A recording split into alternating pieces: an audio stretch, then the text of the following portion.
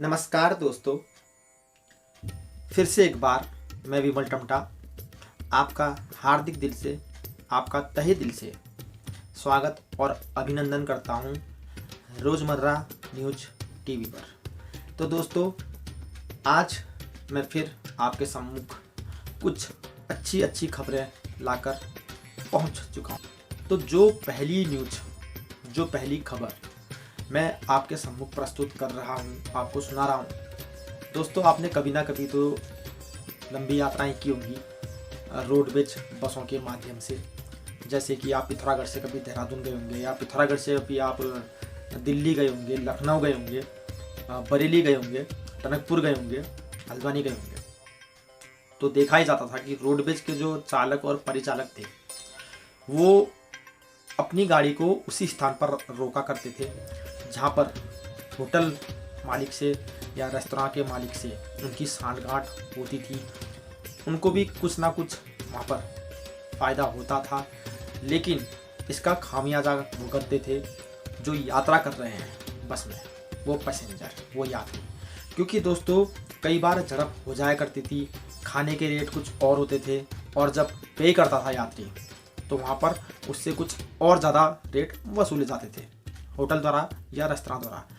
तो काफ़ी लोगों ने इसकी शिकायत भी की, परिवहन निगम से भी शिकायत की, और तो और कई जगह तो ये भी देखने को मिला और ये भी सुनने को मिला कि होटल मालिक के खिलाफ कार्रवाई पर उतर आए कई यात्री।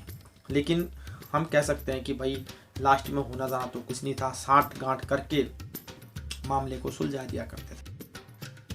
जो ताज़ा मामला दोस्तों जनता के सम्मुख आया तो गजरौला का ये मामला था, जहाँ पर एक रोडवेज बस रुकती है जो पिथौरागढ़ से दिल्ली के लिए निकली हुई थी। और गजरौला में जब खाने के लिए यात्री टेबल पर बैठे तो उन्हें एक अलग ही रेट लिस्ट दिखाई गई जिसमें काफ़ी कम दाम थे।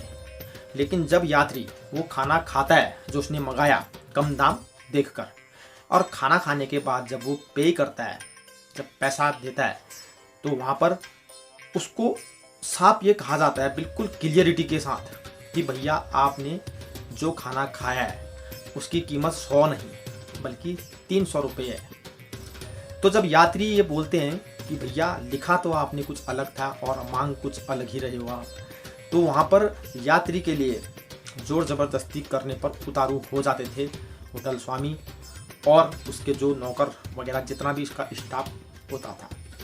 और जब यात्री अपने रोडवेज ड्राइवर से बोलता है कि भाई तूने यहाँ पर गाड़ी क्यों रोकी, ये तो सरासर लूट है, तो उल्टा रोडवेज का जो ड्राइवर होता है वो यही कहता है कि भाई मैंने थोड़ी ना कहा था तुझको कि तू यहाँ पर खाना खा, हम तो रोज़ यहीं पर रोकते हैं ना। तो ये कह सकते हैं दोस्तों, जब ये भाई सर से ऊपर पानी हो चुका था तब प्रशासन की इसमें कार्रवाई हुई, और रोडवेज प्रबंधन निगम ने ये एक नई सूचना जो भाई अभी हाल ही में निकाली है, तो उसमें यही कहा गया है कि उत्तराखंड के रूट पर, प्रत्येक रूट पर जो भी रोडवेज बस चलेगी, अब प्रबंधन निगम इस पर एक अलग सी लिस्ट बनाएगा, और उस लिस्ट के हिसाब से जिस भी ढाबे, होटल या रेस्तरां का नाम होगा वहीं पर चालक और परिचालक खाने के लिए गाड़ी को रोकेंगे। अभी तो फिलहाल देहरादून से दिल्ली के रूट पे उन्होंने 5 होटलों के नाम अपनी लिस्ट में तैयार कर दिए हैं, और अगर जो भी बस रोडवेज की देहरादून से दिल्ली जाती है तो यथावत वो अपनी मर्जी से कहीं पर भी बस को स्टॉप नहीं कर सकते। जो 5 ढाबों के नाम या रेस्तरां के नाम या होटल के नाम आप कह लीजिए बताए गए हैं चालक और परिचालक को, तो उन्होंने वहीं पर ही रोकना है और वहीं पर ही प्रत्येक यात्री खाना खाएगा। उसके साथ किसी भी तरीके की कोई लूटमार नहीं होगी, कोई बदसलूकी नहीं होगी। तो एक अच्छी पहल है, और रोडवेज प्रबंधन निगम का ये भी कहना है कि आने वाले समय पर सारे के सारे रूटों पर हम बताएंगे, हम चुनेंगे, हम देखेंगे कि कौन से रेस्टोरेंट या होटल या ढाबे उच्च कोटि का खाना बनाते हैं, और उनके रेट भी यथाकथित इस लायक है कि भैया एक गरीब यात्री भी उस ढाबे पर या उस रेस्तरां पर खाना खा सकता है। तो लिस्ट जैसे ही आएगी हम बताएंगे कि भैया जब आप पिथौरागढ़ से दिल्ली जाओगे तो वो कौन से 5 ढाबे हैं या कौन से 5 होटल हैं जहाँ पर रोडवेज की बस रुकेगी और आप वहाँ पर खाना खा सकते हो। तो इस पर कोई भी जोर आजमाइश ना चालक की रहेगी ना परिचालक की। अब गाड़ी वहीं पर रुकेगी जहाँ पर सूची के माध्यम से बताया गया है कि भैया आपने इन्हीं 5 जगहों पर गाड़ी रोकनी है। बहुत अच्छी पहल है और हम धन्यवाद देना चाहेंगे रोडवेज प्रबंधन निगम को कि भैया देर से ही सही और उन्होंने एक नई शुरुआत की है। तो इससे प्रत्येक यात्रा करने वाले व्यक्ति को लाभ ही होगा। दोस्तों अभी आप देख ही सकते हैं कि तथाकथित मीडिया के हिसाब से प्रत्येक भारतवासी को काफ़ी लाभ हुआ क्योंकि सरकार ने 5 रुपये पेट्रोल में कम किए थे और एक डंका बजाया गया था एक हफ्ते तक, या मैं कहूँ 10 दिन तक तो यही न्यूज़ चली थी कि भैया प्रधानमंत्री जी ने 5 रुपये पेट्रोल में घटा दिए हैं और 10 रुपये डीजल में घटा। राज्य में और कई शहरों में दोस्तों एक हफ्ते के बाद फिर से दाम बढ़ चुके थे लेकिन मीडिया ने हमें नहीं बताया। तो ऐसे ही एक खबर मैं आपको बताता हूँ कि अंतर्राष्ट्रीय बाजार पर कच्चे तेल की जो कीमत थी 1.30% की गिरावट उस पर दर्ज की गई, लेकिन उसके बावजूद भी किसी भी मीडिया चैनल ने ये नहीं कहा कि जब अंतर्राष्ट्रीय बाजार पर कच्चे तेल की कीमत गिरती है, भारी गिरावट है ये 1.30% की भारी गिरावट दर्ज की गई, लेकिन उसके बावजूद भी भारत में पेट्रोल और डीजल के दाम टस से मस नहीं हुए। तो ये अपने आप में ये काफ़ी मजाकिया बात विस्थापित होती है कि भाई जब वर्तमान सरकार के द्वारा 5 रुपये पेट्रोल में घटाए जाते हैं और 10 रुपये डीजल में घटाए जाते हैं, तो 10 दिन तक आप एक ही धुनकी में बस सुनाए जाते हैं। आप यही कहते हैं कि भाई 5 रुपये घटाए तो बहुत बड़ा योगदान हो गया, 10 रुपये घटाए तो बहुत बड़ा योगदान हो गया, लेकिन जब एक हफ्ते के बाद फिर से तेल के दाम आसमान की ऊंचाइयों को छूते हैं तो फिर नहीं बताया जाता है मीडिया के द्वारा। और जब अभी हालिया बात मैं आपको बता रहा हूँ कि दर्ज किया गया 1.30% की जो भारी गिरावट थी कच्चे तेल में अंतर्राष्ट्रीय बाजार में, तो उस हिसाब से तो तेल के दाम भारत में घटने चाहिए थे, लेकिन मीडिया ने इस खबर को क्लोज कर दिया, बंद किताब है। तो ये अपने आप में ही काफ़ी हास्यास्पद बात है। दोस्तों हाल ही में भी आपने देखा कि जितने भी महानुभाव व्यक्ति थे उन्हें पद्मश्री अवार्ड से नवाजा गया राष्ट्रपति के द्वारा। तो कंगना रनावत जी को भी पद्मश्री अवार्ड मिला, तो काफ़ी शोर शराबा हुआ क्योंकि उनका विवादित बयान था कि हमें आज़ादी 2014 के बाद मिली है। तो ये तो रही बात कंगना रनावत जी की। तो एक खबर और बताऊंगा दोस्तों कि दुनिया में अभी भी कई लोग ऐसे हैं जो अपने फायदे के बिना भी इस दुनिया की विषम परिस्थितियों को भी भुलाकर बहुत कुछ भलाई कर रहे हैं समाज के अंदर। कर्नाटक की रहने वाली तुलसी गौड़ा जी जो एक बुजुर्ग महिला हैं, तो तुलसी गौड़ा जी ने दोस्तों अभी तक 3 लाख पेड़ लगा दिए हैं और एक अहम भूमिका निभा रहे हैं उनके लगाए हुए वृक्ष इस क्लाइमेट को बचाने के लिए। अभी आप देखते हैं कि ग्लोबल वार्मिंग जिस तरीके से अटैक कर रही है, मौसम परिवर्तन जो मौसम एक चक्र जो घूमता है हमारे वायुमंडल में, अब आप देख रहे हैं कि बरसात के टाइम पे बरसात नहीं होती है और गर्मी के टाइम पे गर्मी नहीं होती है। मौसम अपने आप में ही पूर्ण रूप से हो चुका है, चेंजेस हो गए थे दोस्तों, ग्लोबल वार्मिंग। लेकिन तुलसी गौड़ा जी जैसे जो महानुभाव व्यक्ति होते हैं वो समाज में एक अलग छवि, एक अलग छटा बिना अपने फायदे के भी कर जाते हैं। तो उनको पद्मश्री अवार्ड से नवाजा गया। कर्नाटक की वो रहने वाली हैं, तो उनको हमारा सत सत प्रणाम। तो अगली खबर भी ऐसे ही महानुभाव इंसान के ऊपर मैं बताने जा रहा हूँ, जिनका नाम है हरेकला हजब्बा, जो 64 वर्ष के हैं और कर्नाटक में रहते हैं। खुशी की बात यह है दोस्तों, आपको जानकर ये हैरानी होगी कि हरेकला हजब्बा जो 64 वर्ष के होते हुए भी एक गरीब फैमिली से बिलोंग रखते हैं, लेकिन फिर भी उन्होंने हिम्मत नहीं हारी और फल और सब्जी बेचकर, याद रखिए दोस्तों, फल और सब्जी बेचकर पिछले 10 सालों से वो गरीब बच्चों को मुफ्त शिक्षा दे रहे हैं। अब सवाल ये उठता है, उनको कभी भी ये नहीं लगा कि मेरा इसमें क्या फ़ायदा है। उनको हमेशा ये लगा कि मैं एक पुण्य का काम कर रहा हूँ। दोस्तों, अभी भी दुनिया में कई ऐसे महापुरुष हैं जिन्हें पद्मश्री से नवाजा जाना चाहिए, और हम बधाई देते हैं हरेकला हजब्बा जी को कि उनकी इतनी हिम्मत रही कि उन्होंने आज तक किसी से किसी प्रकार की मदद नहीं मांगी।